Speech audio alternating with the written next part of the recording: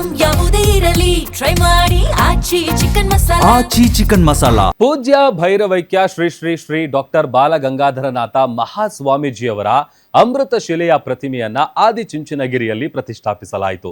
ಆದಿಚುಂಚನಗಿರಿಯಲ್ಲಿ ನಿರ್ಮಿಸಿರೋ ಬಾಲಗಂಗಾಧರನಾಥ ಸ್ವಾಮೀಜಿಗಳ ಗದ್ದಿಗೆಯಲ್ಲಿ ಅಮೃತ ಶಿಲೆಯ ಪ್ರತಿಮೆಯನ್ನ ಪ್ರತಿಷ್ಠಾಪಿಸಲಾಯಿತು.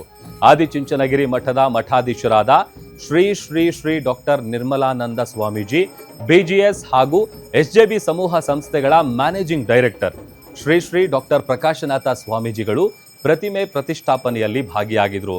ಈ ವೇಳೆ ದಿವಂಗತ ಬಾಲಗಂಗಾಧರನಾಥ ಸ್ವಾಮೀಜಿಯ ಅಮೃತ ಶಿಲೆಯ ಪ್ರತಿಮೆಗೆ ವಿಶೇಷವಾದಂಥ ಪೂಜೆ ಮಾಡಿ ಪ್ರತಿಷ್ಠಾಪನೆ ಕಾರ್ಯ ಮಾಡಲಾಯಿತು.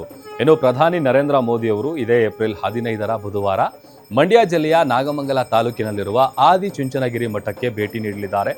ಈ ಭೇಟಿಯ ವೇಳೆ ಅವರು ದಿವಂಗತ ಬಾಲಗಂಗಾಧರನಾಥ ಸ್ವಾಮೀಜಿಯವರ ನೂತನವಾಗಿ ನಿರ್ಮಿಸಲಾದ ಗದ್ದಿಗೆ ಅಂದರೆ ಶ್ರೀ ಗುರು ಭೈರವೈಕ್ಯ ಮಂದಿರವನ್ನ ಪ್ರಧಾನಿ ನರೇಂದ್ರ ಮೋದಿಯವರು ಉದ್ಘಾಟಿಸಲಿದ್ದಾರೆ. ಅದಕ್ಕೂ ಮುನ್ನ ಇವತ್ತು ಸ್ವಾಮೀಜಿಗಳ ಅಮೃತ ಶಿಲೆಯ ಪ್ರತಿಮೆಯನ್ನ ಗದ್ದಿಗೆಯಲ್ಲಿ ಪ್ರತಿಷ್ಠಾಪಿಸುವಂತ ಕಾರ್ಯ ನಡೆದಿದೆ.